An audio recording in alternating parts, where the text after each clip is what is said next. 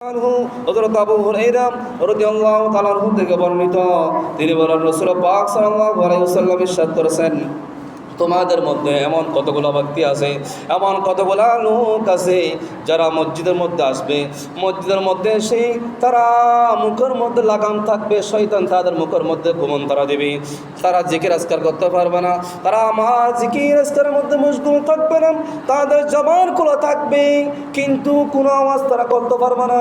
ওগো আল্লাহ, তারা খারা, তারা ওই সমস্ত লোক, তারা মসজিদে ঢোকার সাথে সাথে শয়তান তাদেরকে এমনভাবে জড়িয়ে ধরে, এমনভাবে তাদের সাথে আলিঙ্গন করে, এমন সাথে তাদেরকে আদর করে, যেভাবে একটা গরুর বাছুরকে আমরা যেভাবে পালিত করে আদর করি, সেইভাবে ওই শয়তান ওই সমস্ত মানুষদেরকে আদর করতে থাকে, লালিত পালিত করতে থাকে।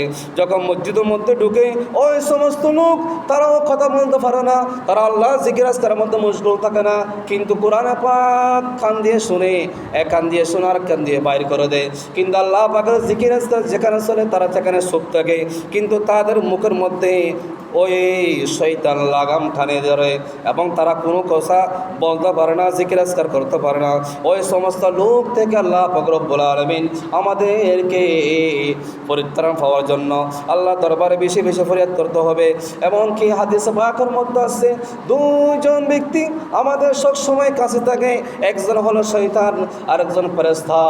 ওই মানুষ যখন আল্লাহ জিকির আজকার যখন মুক্ত হবে, আল্লাহর জিকির থেকে যখন মানুষ দূরে সরে যাবে, ওই শয়তান তার কলবের মধ্যে লাগাম টেনে ধরবে, তার মুখের মধ্যে লাগাম টেনে ধরবে।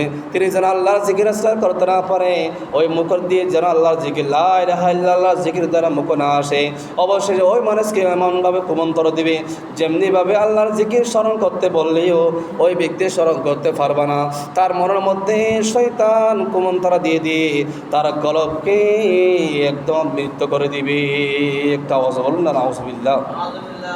ওই সমস্ত শয়তান থেকে আল্লাহ পাক রব্বুল আলামিনের দরবারে আমাদের ফরিয়াদ করতে হবে।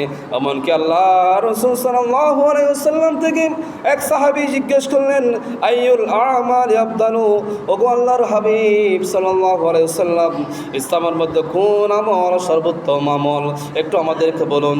তখন রাসূল করিম সাল্লাল্লাহু আলাইহি ওয়াসাল্লাম উত্তর দেয়, আন তুফারাকাদ দুনিয়া ওয়া লিসানুকা রুতাবুন মিন জিক্রিল্লাহ।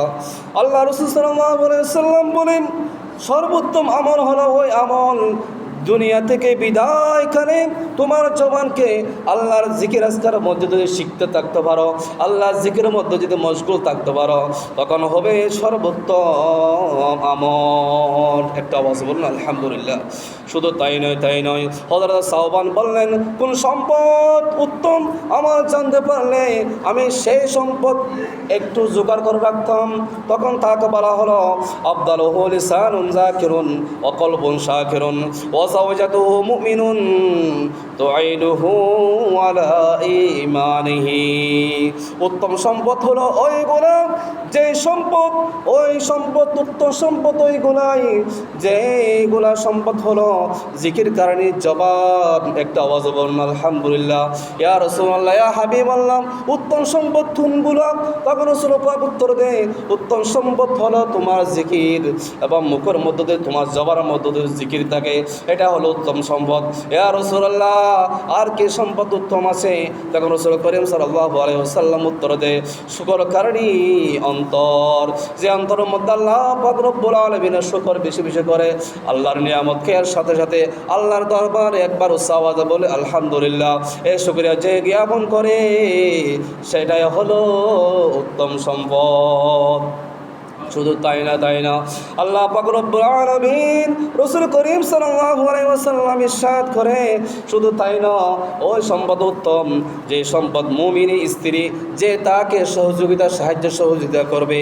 মুমিনা স্ত্রী কাকে বলে? মুমিনা স্ত্রী বলতে আমাদের আল্লাহ সহধর্মী যারা আছে, তারা যদি ফরহাজগার মুত্তাকি ফরহাজগার হয়, তারা যদি নামাজি হয়, তারা যদি স্বামীর হিকমত যথাযথভাবে পালন করে, ওই সমস্ত মুমিন মুমিন স্ত্রীকে যারা সাহায্য সহযোগিতা করবে, এটাই হচ্ছে ইসলামের মধ্যে সর্বশ্রেষ্ঠ উত্তম সম্পদ। একটা আওয়াজ বলুন আলহামদুলিল্লাহ। শুধু তাই না হযরতে আব্দুল্লাহ ইবনে মুবারক রাদিয়াল্লাহু তাআলা আনহু থেকে বর্ণিত, তিনি বলেন, আবু সাঈদ মাকবুরি সূত্রে বর্ণনা করেছেন, কেউ নবীর খিদমত আরজ করলেন, ইয়া রাসূলুল্লাহ, ইয়া হাবিবাল্লাহ, লক্ষ লক্ষ মানুষ যখন হাজি হজ করতে যায়, এখন কোন হাজের উত্তম, কোন হাজের সর্বোত্তম একটু আমাদেরকে বলে দিন। তখন রাসূল করিম সাল্লাল্লাহু আলাইহি ওয়াসাল্লাম সাহাবী কিরামদেরকে ডেকে বলে, ওগো সাহাবীরা, শুনো, ওই হাজি সর্বোত্তম যে হাজি হজ করার মুহূর্তেও আমি আল্লাহর জিকির তার জবানের মধ্যে থাকে। ইয়া রাসূলুল্লাহ, ইয়া হাবিবাল্লাহ, এরপরে কোন নামাজি সর্বোত্তম? মানুষ তো নামাজ পড়ে, 5 ওয়াক্ত নামাজ পড়ে, নামাজ পড়ে তোমার জিকির আজকারও বেশি মশগুল হয়, এবং নফল নামাজও পড়ে, ফরজ নামাজের পাশাপাশি নফল নামাজও পড়ে। ইয়া রাসূলুল্লাহ, ইয়া হাবিবাল্লাহ, কোন নামাজি সর্বোত্তম একটু আমাদেরকে বলে দিন। রাসূল করিম সাল্লাল্লাহু আলাইহি ওয়াসাল্লাম সাহাবীদেরকে ডাক দিয়ে বলে, ওগো সাহাবীরা, শুনো, ওই সমস্ত মানুষের নামাজ সর্বোত্তম নামাজি ওই ব্যক্তি যিনি ফরজ নামাজের পরে আমি আল্লাহ জিকির আজকার মধ্যে তার জবান যুক্ত থাকি। আল্লাহ রাসূল সাল্লাল্লাহু আলাইহি ওয়াসাল্লামকে প্রশ্ন করলেন, ইয়া রাসূলুল্লাহ, ইয়া হাবিবাল্লাহ, সর্বোত্তম নামাজি কোন ব্যক্তি? তখন রাসূল পাক সাল্লাল্লাহু আলাইহি ওয়াসাল্লাম বলে, সর্বোত্তম নামাজি ওই ব্যক্তি যিনি ফরজ নামাজ পড়ে আমি আল্লাহ জিকিরের মধ্যে তার জবান সবসময় যুক্ত থাকি। একটা আওয়াজ বলুন না সুবহানাল্লাহ। ইয়া রাসূলুল্লাহ, ইয়া হাবিবাল্লাহ, সর্বোত্তম রোজাদার কোন ব্যক্তি? যে মানুষটা হাজার মানুষ রোজা রাখে, সর্বোত্তম রোজাদার, সর্বোত্তম প্রতিদান আল্লাহর দরবার থেকে পাবে। এই কর্ম ব্যক্তি যদি কোনো থাকে একটু আমাদেরকে বলেন। রাসূল সাল্লাল্লাহু আলাইহি ওয়াসাল্লাম উত্তর দেয়, সর্বোত্তম রোজাদার ওই ব্যক্তি যিনি রোজা থাকার পাশাপাশি আল্লাহ পাক রব্বুল আলামিনের জিকিরের মধ্যে তার জবান সবসময় মুক্ত থাকে, যুক্ত থাকে। সুবহানাল্লাহ বলেন। ইয়া রাসূলুল্লাহ, ইয়া হাবিবাল্লাহ, মানুষ হাজার মানুষ তোমার দরবারে, মানুষ অনেক জিহাদ করে দুনিয়া থেকে চলে যায়, মুজাহিদ হয়ে দুনিয়া থেকে চলে যায়। ইয়া রাসূলুল্লাহ, ইয়া হাবিবাল্লাহ, কোন মুজাহিদ, কোন জিহাদকারী সর্বোত্তম একটু আমাদেরকে বলে দিন।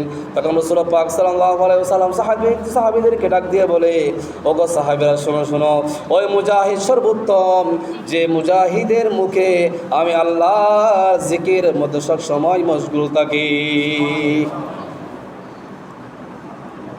আল্লাহ রাসূল সাল্লাল্লাহু আলাইহি ওয়াসাল্লাম সর্বোত্তম নামাজি ওই নামাজি যিনি আল্লাহর জিকিরের মধ্যে সবসময় কি থাকে? মশগুল থাকে। সর্বোত্তম রোজাদার ওই রোজাদার যিনি আল্লাহ পাক রব্বুল আলামিনের জিকিরের মধ্যে সবসময় তার জবান জীবিত রাখে। শুধু তাই না, সর্বোত্তম রোজাদার ওই ব্যক্তি যিনি তার জবান সবসময় আল্লাহ পাক রব্বুল আলামিনের জিকির আজকারের মধ্যে মশগুল থাকে। একটা আওয়াজ বলুন না সুবহানাল্লাহ। তো সর্বোত্তম আমরা জিকির